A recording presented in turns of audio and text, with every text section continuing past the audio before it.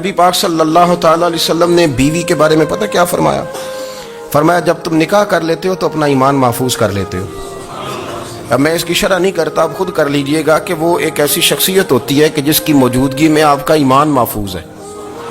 اب میں نہیں سمجھتا کہ اس سے بڑی بات کوئی اور ہو سکتی ہے، جس کی موجودگی میں آپ کا ایمان، اور بھئی یہ حدیث پاک عرض کر رہا ہوں، نکاح جب کوئی کر لے تو اس نے اپنا ایمان مکمل کر لیا۔ اس کا معنی یہ ہوا کہ آپ کا ایمان محفوظ ہے اس کی موجودگی میں، تو اس سے زیادہ بھی، یعنی ایمان سب سے قیمتی چیز ہے نا، تو اس کے محفوظ ہونے کی وجہ حضور نے نکاح بیان کر دی۔ اب میرا خیال ہے بی بی اگر کوئی اس سے بڑا حقوق مانگے گی تو بیوقوفی کرے گی۔ اتنا بڑا درجہ نبی کریم نے اسے عطا کر دی، اتنا بڑا مقام دے دیا کہ تو خامند کے ایمان کے محفوظ ہونے کا ذریعہ بن گئی ہے۔ عورت کو جو حقوق رسول کریم صلی اللہ تعالی علیہ وسلم نے عطا فرمائے، نبی پاک نے جو حقوق دیے، دیکھیں نا، حضرت عبداللہ ابن عمر رضی اللہ تعالیٰ عنہ کی اہلیہ بیمار تھی، تو جلدی جلدی سے وہ آئے، تو جب بہت جلدی ہو، سفر بڑا شدید تھا، تو آپ نے جلدی سے نماز ادا کی، جلدی سے چلے۔ آپ کے خادم کہنے لگے حضور خیریت ہے؟ فرمایا میری بیوی بیمار ہے۔ تو اس نے عرض کی حضور آپ کی اہلیہ بیمار ہے، تو آپ نے نماز بھی جلدی سے پڑھی، سفر بھی جلدی جلدی کیا۔ تو فرمانے لگے یہ وہ چیزیں ہیں جو ہمیں مدینے والے رسول نے سکھائی ہیں۔ آپ اس کیفیات کو سمجھیں کہ حضور صلی اللہ علیہ وسلم نے درس دیا۔ اور پھر ایک اور بہت بڑی بات، یہ فضیلت کسی اور کو نہیں دی، جو عورت کو حضور نے فضیلت دی، یہ فضیلت کسی اور کو نہیں دی۔ کبھی حضور نے فرمایا کہ تمہارا ابا تمہارے ساتھ بہت سخت رویہ کرے تو تم نے اس کو اس سختی پر داد دینی ہے؟ فرمایا چلو اگر وہ زیادتی بھی کرے تو تم نے اس کے ساتھ سلوک اچھا ہی کرنا ہے۔ لیکن آپ ایک بات کو سمجھے نا کہ بچے کے بارے میں، بیٹے کے بارے میں، بیٹی کے بارے میں فرمایا 10 سال کے ہو کے نماز نہ پڑھیں تو سختی کرو، تمہارا ڈنڈا بھی لٹکنا چاہیے۔ بہت ساری جگہوں پہ بہت سارے لوگوں کے لیے سختی کا حکم دیا، لیکن عورت کے لیے حضور نے جو جملے کہے، اصل میں ہم سمجھتے ہیں کہ یہ ایک بات ہے، مشہور ہو گئی ہے روایت حدیث، تو بس اس کے پس منظر پر اور جملوں کے حسن پر شاید معاذ اللہ غور کرنے کی ضرورت نہیں۔ ذرا اس لفظ کی تاثیر پر غور کریں۔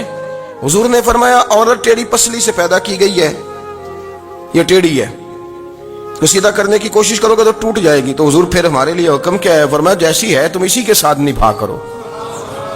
آپ سمجھیں کہ اتنا محفوظ حضور نے درجہ دے دیا بی بی کو، اتنا محفوظ کہ فرمایا غلطی بھی ہو تو میرے غلاموں تم اس کے ساتھ نبھا کرو، گزارا کر لو۔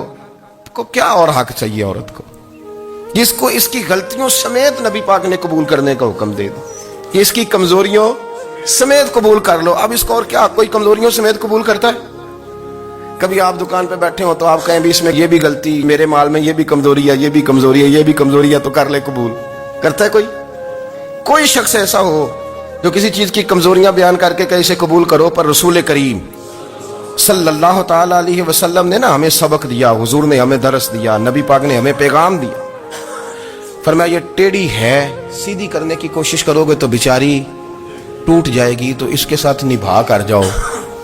آپ میری بات کو سمجھیے گا۔ چلیں میں اس پر ایک اور بخاری مسلم کی حدیث پڑھتا ہوں۔ حضرت سلمان فارسی رضی اللہ تعالیٰ عنہ اور حضرت ابو درداء کے درمیان بھائی چارہ تھا۔ مکے سے مدینے جب لوگ آئے تو حضور نے بھائی بھائی بنایا تھا، ان کے درمیان بھائی چارہ تھا، تو ابھی پردے کی آیات نازل نہیں ہوئی تھی، تو لوگ ایک دوسرے کی طرف جاتے تھے۔ حضرت سلمان فارسی رضی اللہ تعالیٰ عنہ حضرت ابو درداء رضی اللہ تعالیٰ عنہ کے گھر میں تشریف لے گئے تو دیکھا کہ ان کی بیوی بڑی غمگین بیٹھی ہیں۔ ہم نے فرمایا بہن کیا ہوا؟ تو کہنے لگی تمہارے بھائی کو دلچسپی کوئی نہیں رہی، ہر روز روزہ رکھ لیتا ہے اور ساری رات نفل پڑھتا ہے۔ حضرت سلمان فارسی کہنے لگے ٹھیک ہے کر لیتے ہیں بندوبست۔ نماز دین ہے کہ نہیں؟ دین ہے نا یہ چیزیں۔ لیکن حضرت سلمان فارسی جناب ابو درداء سے کہنے لگے آج میں نے تیرے گھر میں رہنا رات کو، کیونکہ وہ تو ساری رات نماز پڑھتے تھے، نفل پڑھتے تھے۔ انہوں نے کہا ٹھیک ہے، ایک بستر لا کے بچھا دیا حضرت سلمان فارسی کے لیے۔ سلمان فارسی فرمانے لگے دوسرا بھی لا۔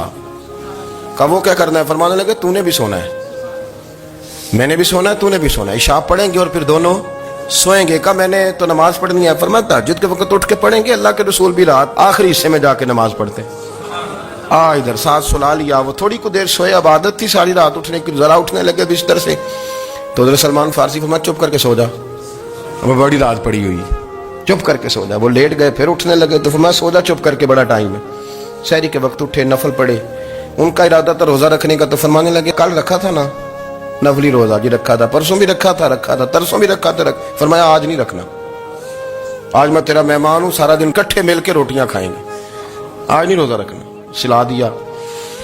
अब हजरत अबू दरदा रदी अल्लाह ताला अन्हु कह तो कुछ ना सके, पर कहने लगे सलमान तुम पता तुम क्या कर रहे हो, ना तुमने मुझे रात उठ के ज्यादा नफल पढ़ने दिए, सवेरे रोजा नहीं रखने दिया। तो हजरत सलमान फारसी कहने लगे कोई लंबी बात तो नहीं ना, चलते हैं ना अभी फजर में मस्जिद नबी में, तो नबी पाक को बताते हैं सरकार दो आलम अलैहिस्सलाम की खिदमत में तो अपनी बात करना, मैं अपनी करूंगा, हुजूर नतीजे का ऐलान फरमा देंगे, बात तय हो जाएगी।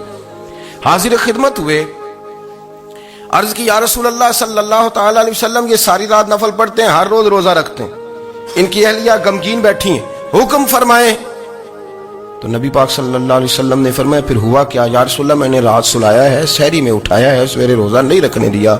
नबी पाक ने फरमाया सलमान फारसी ने ठीक किया, सलमान फारसी ने ठीक किया। फिर हुजूर ने फरमाया, नबी करीम ने फरमाया अबू दरदा तेरे ऊपर अगर अल्लाह का हक है, उसके रसूल का हक है, दीन का हक है, तो फरमाया तेरी आंख का भी तेरे ऊपर हक है, तेरे वजूद का भी तेरे ऊपर हक है। ये हुजूर ने फरमाया तेरे बच्चों का भी तेरे ऊपर हक है, तेरी बीवी का भी तेरे ऊपर हक। इस हक को भी समझे, हुकूकुल्लाह भी हैं, पर तेरी आंख का भी तेरे ऊपर, क्या माना कि तेरी आंख सोना चाहती है तो इसे सुला भी, तेरे वजूद का भी तेरे ऊपर हक, तो तेरा वजूद आराम करना चाहता है तो इसे आराम भी करा। और फिर वहां नबी पाक सल्लल्लाहु अलैहि वसल्लम ने फरमाया मैं तुम सब, सुनना ये लफ्ज हदीस के, हुजूर ने उसी मौके पर फरमाया मैं तुम सबसे ज्यादा अपने रब को जानता हूं और मैं तुम सबसे बढ़कर अपने रब से डरता हूं। हुजूर फरमाने लगे मैं रोजा भी रखता हूं, इफ्तार भी करता हूं, यानी कभी रखता हूं और कभी नहीं रखता। फरमाया मैं नफल भी पढ़ता हूं और अपनी बीवियों को वक्त भी देता हूं। सरकार मस्जिद में भी आते थे, नवासों के साथ खेला भी करते, उनके साथ प्यार भी करते। तो इतने बड़े हुकूक हुजूर ने बयान फरमाए औरतों के कि तुम्हारी बीवी का भी तुम्हारे ऊपर। लो एक हदीस बुखारी की और यहां बयान कर देता हूं। एक शख्स ने आके अर्ज की या रसूल अल्लाह सल्लल्लाहु तआला अलैहि वसल्लम जिहाद के लिए तैयारी हो गई है, सफ़ें बन रही हैं, मुजाहिदीन की तैयारी है, तो मेरा भी नाम लिख दिया गया है मुजाहिदों की लिस्ट में, लेकिन या रसूल अल्लाह सल्लल्लाहु तआला अलैहि वसल्लम मेरी बीवी ने हज की तैयारी कर ली है और मेरे दोस्तों ने, सहाबा ने मेरा नाम मुजाहिदीन की लिस्ट में लिख दिया, तो मेरे लिए क्या हुक्म है। ये बुखारी मुस्लिम है। तो नबी पाक सल्लल्लाहु तआला अलैहि वसल्लम ने फरमाया जिहाद पे कोई और चला जाएगा तू बीवी के साथ हज करने जा, उसे महरम की जरूरत है, वो तेरे बगैर कैसे जाएगी। मुजाहिदीन को तो और मुजाहिद मिल जाएगा, पर तू तो अपनी बीवी के साथ जाना। नबी पाक सल्लल्लाहु अलैहि वसल्लम ने मर्द को मुहाफिज बनाया है, औरत को मर्द का कैदी नहीं बनाया, बल्कि औरत को हिफाजत अता की और मर्द को उसका मुहाफिज बनाया। अब बच्चियां आजाद होना चाहती हैं, और आजादी भी वो वाली कि जो बुनियादी तौर पर आजादी नहीं, फहाशी है। मैंने बहुत पहले कहा है कि इस्लाम बेटियों को कीमती समझता है। जिस बंदे के पास 20 तोले सोना हो वो चौक में लेके नहीं आता, वो कीमती चीज है, उसने छुपा के रखी होती है।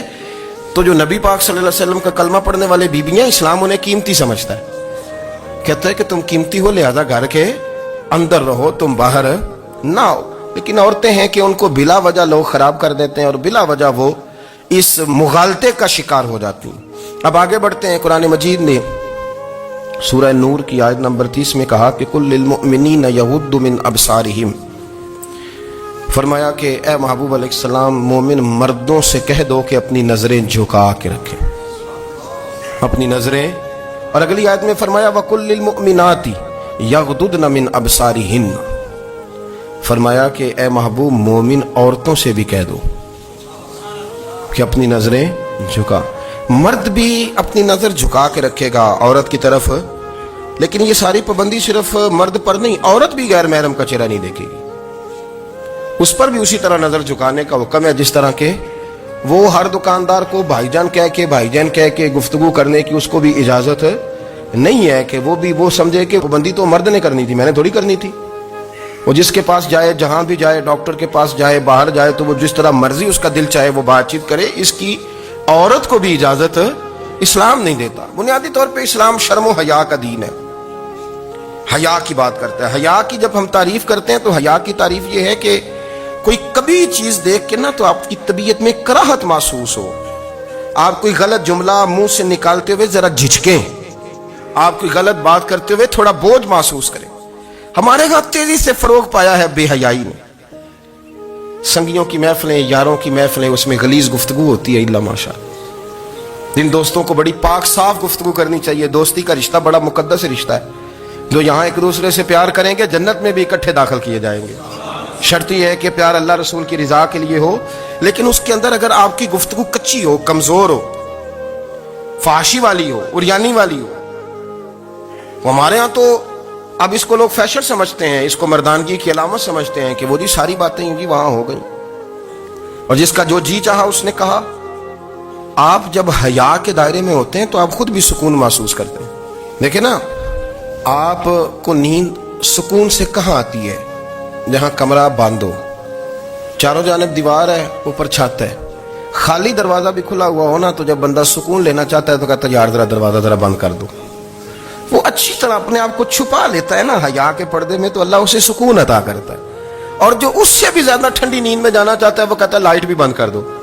अब वो मुकम्मल तौर पे समझता है कि मैं चारों जानिब से छुप गया हूं, अगर मैं खोल के भी सो जाऊंगा तो मेरा चूंकि पर्दा कायम है तो मुझे कोई दुश्वारी नहीं होगी। आप जब छुप जाते हैं, जब आप हया के अंदर सिमट जाते हैं, जब आप चादर के अंदर आ जाते हैं, तो आप बहुत सारी जगहों पे आसानी महसूस करते हैं। तो हया तो आपको सुकून देती है, हया तो दिल को राहत देती है। मैं बड़ी जिम्मेदारी से बात अर्ज करता हूं, कुरान मजीद ने ना एक मकाम पे मजाक को, एक मजा होता है खुशतबी, वो नहीं मजाक उड़ाना।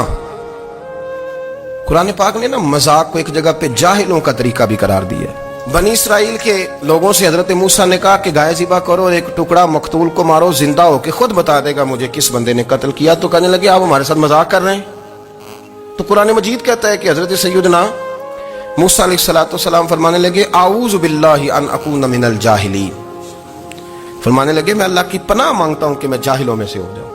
ये मजाक करना तो जाहिलों का तरीका है। अगर आपकी जुबान से बेहयाई का जुमला निकल गया, अगर आपकी जुबान से बेहयाई का जुमला निकल गया, आपने कह दिया कि हम आजाद लोग हैं, जो मर्जी करेंगे, जो मर्जी कहेंगे, जो हमारा दिल में आएगा करेंगे, तो फिर तो लोग आपका वो हशर करेंगे कि आपसे बर्दाश्त ही नहीं होगा। जिसका लोग मजाक बना लेते हैं और जो मजाक बन जाता है फिर उसे कुछ जीने देता है। आप हया की चादर में छुपेंगे तो बचेंगे। अगर आपने अपना मजाक बनवा लिया ये कह के कि मैंने मर्जी करनी है, फिर याद रखना छुपने को जगह नहीं मिलेगी, फिर तकलीफ में आ जाएंगे, फिर बहुत बड़ी अजियत का शिकार हो जाए। शर्म हया, अरब के अंदर जो कवारी लड़कियां थी उनमें बड़ी हया होती थी। अल्हम्दुलिल्लाह मैं बड़े फख्र से कहता हूं कि मेरे पंजाब की, मेरे पाकिस्तान की बेटियां भी 20 दफा उनका अब्बा कहे तेरी शादी करनी है तो वो आंख नहीं उठा पाती आज भी। ये तो वो चंद लोग हैं जो कहते हैं हम हाई क्लास हो गए, हमें नहीं पता कि वो रोशन ख्याल हो गए हैं कि रोगन ख्याल हो गए, पता नहीं किधर चले गए। वरना हमारी बेटियां आज भी जब उनसे उनका बाप, उनकी माँ बात करती है तेरी शादी की, तो वो तो शर्म के साथ पिछले से पिछले कमरे में छुपती हैं। ये अल्लाह ने फजल किया हुआ है इस मिल्लत पर। तो अरब की लड़की बड़ी हया वाली होती थी, उससे को बात करनी पड़ती थी तो 20 दफा बात की जाती, फिर भी वो औरत छुपती फिरती थी। हजरत आयशा सिद्दीका रदी अल्लाह ताला अन्हा फरमाने लगी मेरे नबी पाक सल्लल्लाहु अलैहि वसल्लम अरब की कवारी लड़कियों से भी ज्यादा हया करने वाले। काज़ी एजाज मालकी ने, शेख अब्दुल हक मुहद्दिस देलवी ने, दीगर बुजुर्ग जो सीरत निगार गुजरे, उन्होंने लिखा है कि नबी पाक सल्लल्लाहु अलैहि वसल्लम के अंदर 100 मर्दों से ज्यादा ताकत थी, 100 मर्दों से ज्यादा ताकत। अब जो बात कहने लगा हूं, जो नतीजा देने लगा उस पर खास तवज्जो आप फरमाएंगे। जरा फिक्री तौर पर, नजरियाती तौर पर एक चीज को समझिए। हम समझते हैं कि जवान लड़का है जी जो मर्जी करे, उम्र है जी। आप जरा बात पर गौर कीजिएगा कि हुजूर सल्लल्लाहु अलैहि वसल्लम में ताकत 100 मर्दों से ज्यादा है और हया कवारी लड़कियों से भी ज्यादा है। जरा इस बात का तकाबुली जायजा कीजिएगा कि ताकत 100 मर्द से ज्यादा है लेकिन हया कवारी लड़की से भी ज्यादा है। इसका माना ये हुआ कि जिस टहनी को फल ज्यादा लग जाते हैं वो झुका करती। तो हया तो हुस्न है, हया तो आपको पाक साफ करेगा, हया तो आपको निराला करेगा, अनोखा करेगा। वो हमारे एक दानिशवर है, तुमने मजमून लिखा, कई बातें बड़ी पसंद आती हैं। वो कहते हैं कि मेरी अहलिया, उनको भी किसी ने ना मिस गाइड कर दिया था, हालांकि अच्छी खातून है, किसी ने मिस गाइड कर दिया। तो वो भी समाजी और वेलफेयर, और ये खवातीन को शौक होता ना बनने का, तो वो भी समाज के अंदर अच्छा मकाम तलाश करने के मूड में आ गई।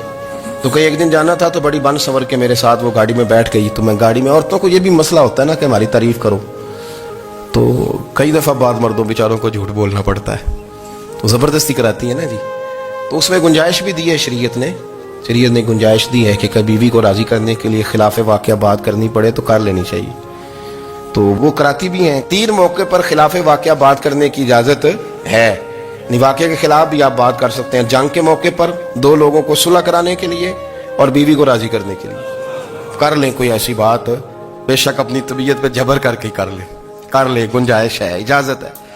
تو وہ کہتے ہیں جب وہ گاڑی میں میرے ساتھ بیٹھی بن سور کے، تو وہ تقاضا کرنے لگی کہ میں نے مطلب بڑے اچھے کپڑے پہنے ہیں پر آپ نے توجہ نہیں کرائی۔ تو سیانا بندہ تھا، وہ چاہ رہا تھا کہ میری خاتون سمجھ جائیں۔ وہ کہتے ہیں مجھے پتا تھا کہ بیچاری مس گائیڈ ہو گئی ہے، دل کی بڑی اچھی ہے، سیانی ہے، لیکن اس کو نا کچھ خواتین نے، کچھ لوگوں نے مل کے اس کو ذہن غلط کر دیا ہے کہ سماج میں نکلو، باہر جاؤ، کام کرو، فلاں کرو، اپنی مرضی سے جیو۔ تو میرے ساتھ گاڑی میں بیٹھی کہیں جانے کے لیے، تو مجھ سے کہنے لگی کہ آپ نے میری طرف توجہ ہی نہیں کی، آپ نے کوئی ذکر ہی نہیں کیا کہ میں کیسی لگ رہی ہوں۔ تو وہ کہتے ہیں میں نے اسے کہا کہ اگر تو ناراض نہ ہو تو پھر میں صحیح والی تعریف کر دوں۔ تو اس نے کہا کہ آپ کر دیں۔ تو کہتے ہیں میں نے درد سے اور خلوص سے اپنی بیوی سے کہا، خلوص کے ساتھ میں نے کہا میں تو روز گھر ہوتا ہوں، روز شام کو گھر ہوتا ہوں، اگر تو میرے لیے تیار ہوتی تو میں تیری تعریف کرتا، لیکن آج تو باہر جانے کے لیے تیار ہوئی، تو پھر ان سے تعریف کی امید رکھ جن کے لیے تو نے تیاری کی ہے۔ میرے لیے تیاری کرتی تو میں تو ہر شام تیرے پاس ہوتا ہوں۔ کہتے وہ میرے لفظوں میں درد تھا تو وہ بھی رو پڑی اور کہنے لگی آپ گاڑی روک دیں، مجھے باہر جا کے کسی کو راضی نہیں کرنا، میں نے اسے راضی کرنا ہے جس کو رب کریم نے میرا شوہر بنایا اور میرے لیے منتخب کیا ہے، میرے ماں باپ کو۔ میں واپس لوٹتی ہوں۔ یہ ایک پہلو ہے سلگتا ہوا، اس کو سمجھا جائے۔ رسول کریم صلی اللہ علیہ وسلم عرب کی کواری لڑکیوں سے زیادہ حیا والے تھے، کواری لڑکیوں سے زیادہ حضور حیا فرمایا کرتے تھے۔ جب خانہ کعبہ کی مکہ شریف میں تعمیر ہو رہی تھی نا، اہل عرب اس کو تعمیر کر رہے تھے، تو نبی پاک صلی اللہ علیہ وسلم اپنے چچا حضرت عباس کے ساتھ خانہ کعبہ کی تعریف میں مصروف تھے۔ تو عرب کے لوگ چونکہ لمبا کرتا پہنتے تھے پیروں تک، تو نیچے اگر کسی وقت کوئی چیز نہیں بھی ہوتی تھی تو کسی کو وہ نظر نہیں آتی تھی، چونکہ پردہ رہتا تھا، ایک لمبا کرتا پہنا ہوا ہوتا تھا۔ تو جب بچے، سرکار کی عمر مبارک بھی ابھی تھوڑی تھی، تو اس طرح بچے جب نکلتے تو وہ کئی دفعہ اپنی تہمت اتار دیتے نیچے سے، اور کوئی مزدوری کرنے لگتے تو 3-4 طے کر کے نا تہمت کی کندھے پہ رکھ لیتے، جس طرح کبھی دیہاتوں میں لوگ کپڑا سر پہ رکھتے تھے کہ اوپر اگر کوئی وزنی چیز رکھیں گے تو وہ تکلیف نہیں دے گی۔ نبی پاک صلی اللہ علیہ وسلم بھی سب لوگوں کے ساتھ خانہ کعبہ کی تعمیر میں شامل تھے۔ تو حضرت عباس رضی اللہ تعالیٰ عنہ نے کہا حضور سے، ابھی اعلان نبوت بھی نہیں فرمایا تھا، بھتیجے آپ بھی تامد اتاریے، یہ صحیح مسلم میں حدیث موجود، اور اس کو کندھے پہ رکھ لیجیے، آپ اینٹیں اٹھا کے لا رہے ہیں تو ذرا آپ کو تکلیف نہیں ہوگی۔ تو سرکار دو عالم صلی اللہ علیہ وسلم سے یہ بات کہی اور پھر جلدی سے حضور کی تہمت کو نکال کے نا، حالانکہ لمبا کرتا پہنا ہوا ہے، تو وہ جیسے ہی ان کے کندھے پہ رکھا اینٹیں رکھنے کے لیے، تو سرکار تو زمین پہ گر گئے، بے ہوش ہو گئے، آنکھیں آسمان کی طرف، اور پھر حضور پکار رہے ہیں آزاری آزاری آزاری، میرا تامت دے دو، میرا تامت دے دو۔ کبھی کوئی شخص اس وجہ سے بھی بے ہوش ہوا ہے کہ میرے وجود سے کپڑا اتر گیا ہے؟ حالانکہ سرکار پر وہ بے ہوشی بھی نبی پاک کا وہ جو غلبہ ہے نا شرم و حیا کا، اس کی وجہ سے ہو، ورنہ تو حضور فرماتے ہیں کہ میری آنکھیں سو جاتی ہیں، دل تو میرا اس عالم میں بھی جاگتا رہتا ہے۔ تو سرکار زمین پہ تشریف لے آئے، آنکھیں میرا تامت دے دو، میرا تامت دے دو، تو جلدی سے انہوں نے تامت دیا تو حضور نے باندھ لیا، پھر طبیعت مبارک میں تسلی ہوئی۔ یعنی ہم اس رسول کے غلام ہیں کہ جن کے تو وجود سے کپڑا اتر جائے تو حضور برداشت نہیں کرتے، قبول نہیں فرماتے، تکلیف شروع ہو جاتی۔ لیکن یہاں نوجوان ہیں اور بڑا قد کاٹ ہے اور بڑے بڑے سمجھدار لوگ ہیں، گرمی آتی ہیں تو شارٹ کپڑے پہن کے گھومتے ہیں، ان کو خیال نہیں کہ یہ وہ والا لباس ہے جو باہر تو کیا گھر میں اماں کے سامنے نہیں پہننا چاہیے، بہنوں اور بیٹیوں کے سامنے نہیں پہننا چاہیے۔ آپ کی گفتگو میں شرم و حیا ہو، آپ کے لب و لہجے کے اندر حسن ہو۔ آپ کو پتہ ہے نبی پاک صلی اللہ علیہ وسلم نے فرمایا میری امت میں سب سے زیادہ حیا کرنے والے عثمان غنی ہیں، عثمان غنی سب سے زیادہ حیا کرنے والے۔ آپ فرمایا کرتے تھے جب سے حضور کا چہرہ دیکھا ہے میں نے کبھی اپنی شرمگاہ بھی نہیں دیکھی، میں نے آنکھوں کا وضو نہیں توڑا، اور جب سے حضور کے دست مبارک میں نے بیعت کے لیے سیدھا ہاتھ بڑھایا تو پھر سیدھا ہاتھ میں نے کبھی گندگی کو نہیں لگایا۔ حیات، آپ باتھ روم کے اندر بھی غسل فرماتے تھے تو کپڑوں سمیت کرتے تھے۔ کسی نے کہا حضرت جی واش روم کے اندر کیوں نہیں کپڑے اتارتے؟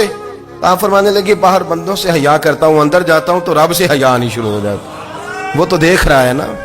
تو میں جو بات آپ کی خدمت میں عرض کرنا چاہتا ہوں اس کو آپ سمجھیے گا میرے عزیز، کہ شرم والا مزاج، گفتگو بھی شرم والی، آنکھیں بھی شرم والی، لباس بھی شرم والا، دوستی یاری بھی شرم والی، بہت ساری ایسی باتیں۔ دیکھیں نا آپ ذرا، میں نے کہا کہ باتوں کو سن کے گزر نہ جایا کریں، اس کی گہرائی پر غور کریں۔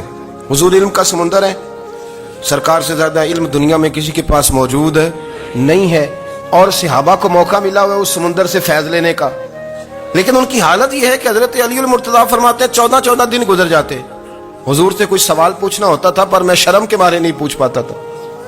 14 دن بخاری شریف میں موجود ہے۔ ایک دن نبی پاک صلی اللہ علیہ وسلم نے پوچھا صحابہ سے کہ وہ کون سا درخت ہے جس کے پتے نہیں گرتے، اور وہ درخت اس طرح ہے جس طرح مومن ہوتا ہے، وہ درخت میرے مومن کی طرح بتاؤ۔ حضرت عبداللہ ابن عمر فرماتے مجھے پتا تھا کہ وہ کھجور کا درخت ہے، لیکن چونکہ ابو بکر صدیق بھی بیٹھے ہیں، عمر فاروق بھی بیٹھے ہیں، مولا علی بھی بیٹھے ہیں، عثمان غنی بھی بیٹھے ہیں، اتنے جید لوگ بیٹھے ہیں، تو مجھے حیا آتی تھی کہ میں کیوں جواب دوں۔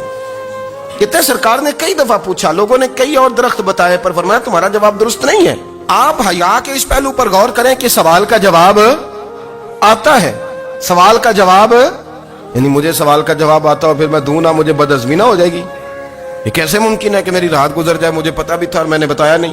بہت سارے لوگ آ کے بہت ساری باتیں بتاتے ہیں، بہت ساری باتیں وہ سمجھاتے ہیں، تو ہم غور سے ان کا چہرہ دیکھنے لگ جاتے ہیں، کہتے ہیں یار اس کا تو دعویٰ تھا کہ میں سمجھنے آتا ہوں، تو یہ تو ہمیں سمجھا رہا ہے، چلو الحمدللہ ہم سمجھنے کو تیار ہے۔